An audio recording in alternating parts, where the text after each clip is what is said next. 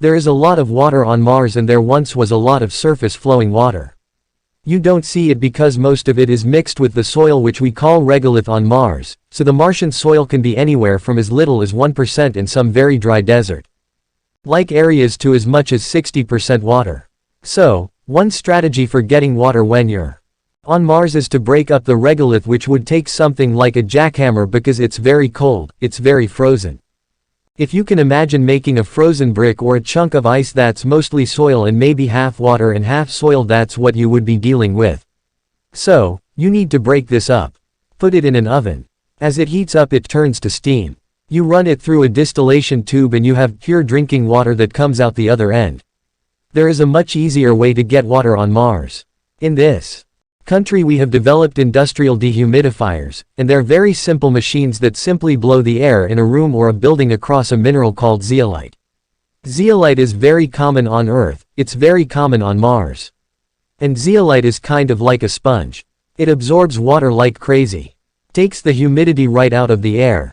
Then you squeeze it and out comes the water.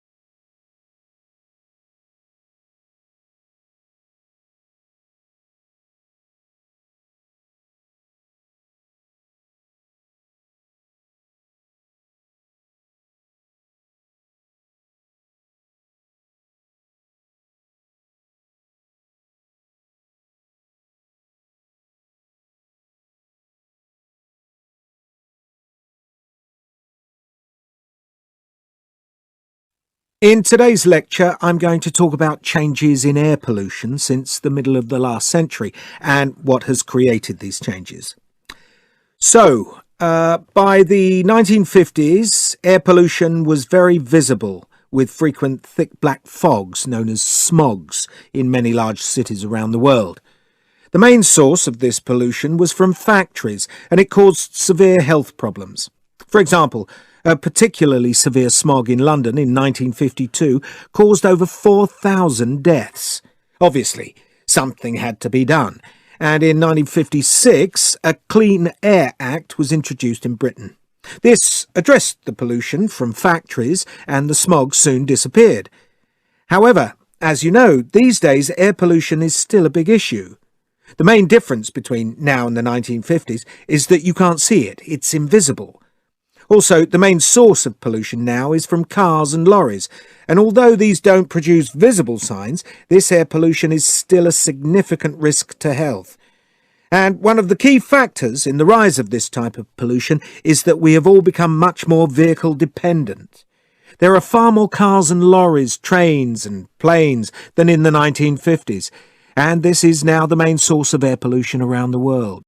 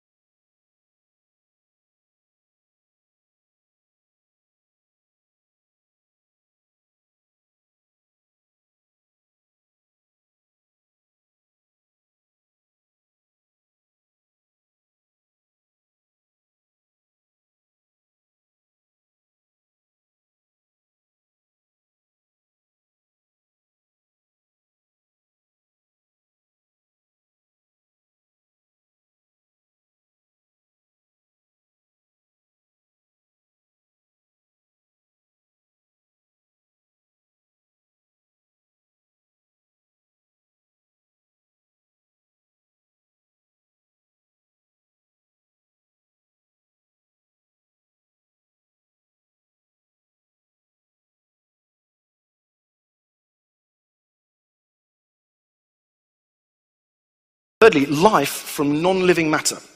And this illustration often used is the one of the monkeys at the typewriter. Okay, so we have a monkey sitting at a typewriter, and the claim here is basically if you leave chance and time long enough, you will get life. Don't worry about it. Yes, it's strange. Yes, it's wonderful. But leave enough matter, 600 million years on Earth, and you will have life. So the monkey's sitting at the typewriter, and the chances are eventually he produces the complete works of Shakespeare, so what's the problem? So there's no problem. There isn't an issue, right? You just leave him long enough, you'll be fine. And at 1 keystroke a second, the monkey might well eventually get to the complete works of Shakespeare, but he doesn't manage to do it in 600 million years. So what I decided to do to run the numbers is instead of saying type the complete works of Shakespeare, I just ran the numbers for how long would it take a monkey typing at 1 keystroke a second to type to be or not to be, that is the question. Right? On average, how long is it going to take my monkey friend at 1 keystroke a second? I don't know how long you think that would be. Maybe you could have a guess. Would it be less or more than 600 million years, which is the period life on Earth is supposed to have emerged within?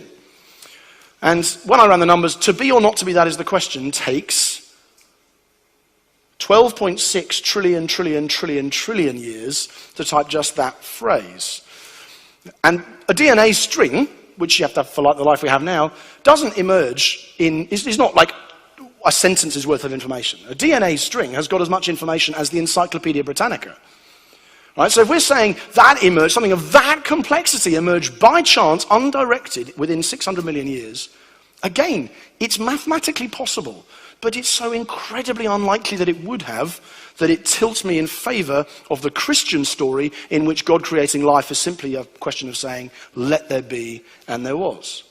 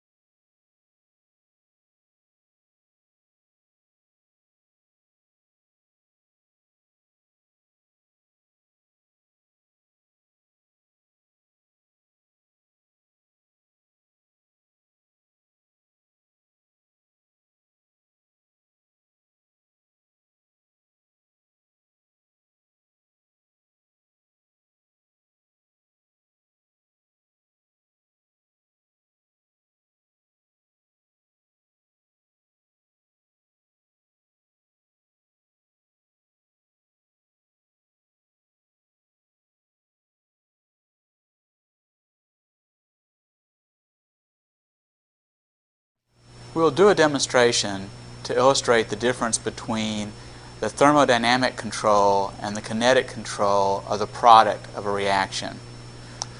We'll put a 0.05 molar solution of mercury 2 chloride in a beaker. We will add some 0.1 molar potassium iodide. We notice the formation of a reddish-orange solid. This solid is the product of thermodynamic control. It is the more stable product. We will now mix dilute solutions of mercury 2 chloride and potassium iodide. We see the formation of a yellow solid. This is the product of kinetic control. It is not the more stable product. Over time, the yellow product will undergo the reverse reaction and then eventually form the more stable product. The solution turns orange.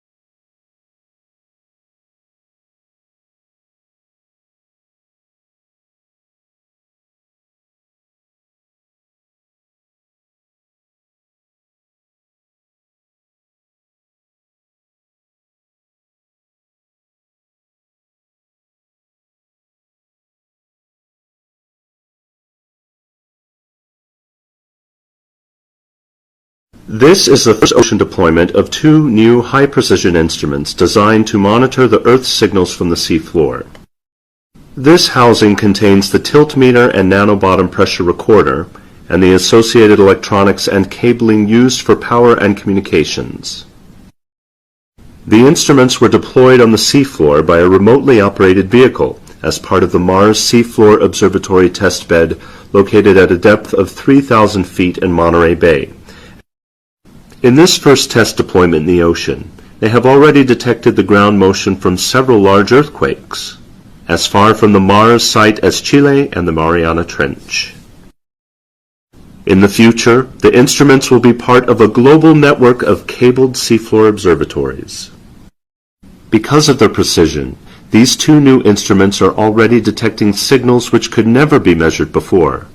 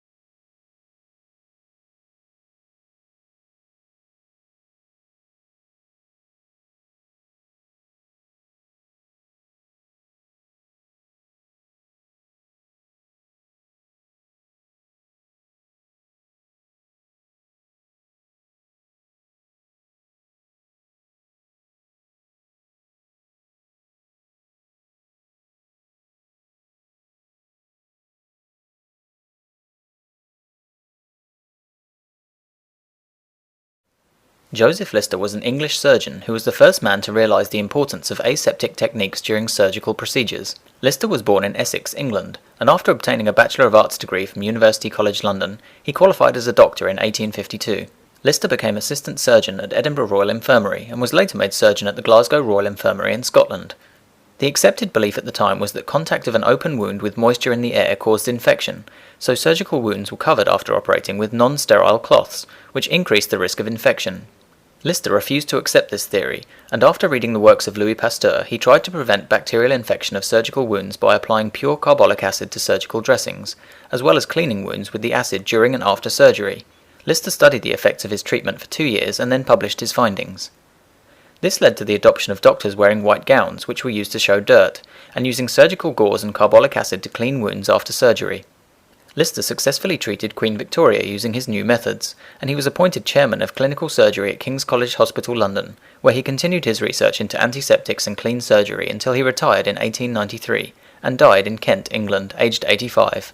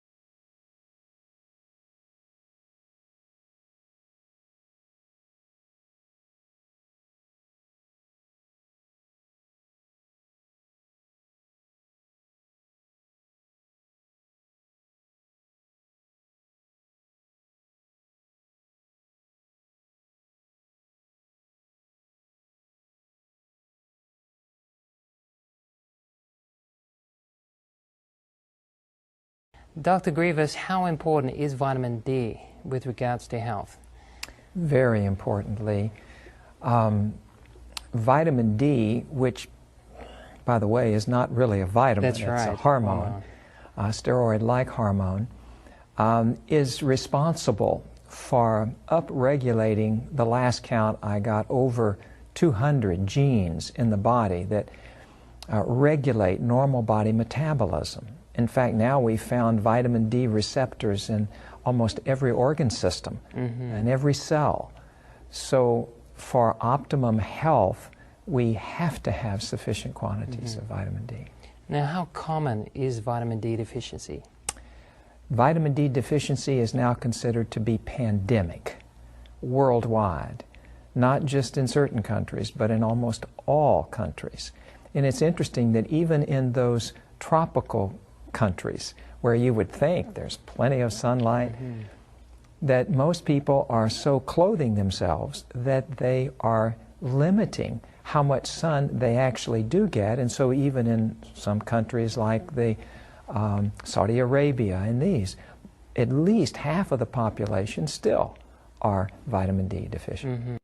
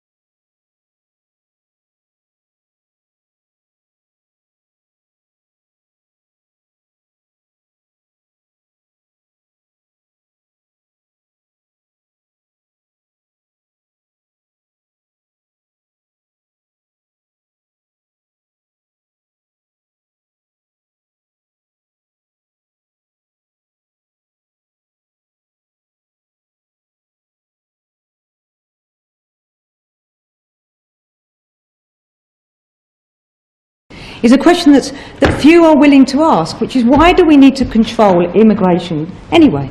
And my answer to that would be we don't. My answer would be we should open up our borders and we should fight for the free movement for all, no ifs, no point systems, no buts, no categories. And we should do this because the freedom of movement should be enjoyed universally.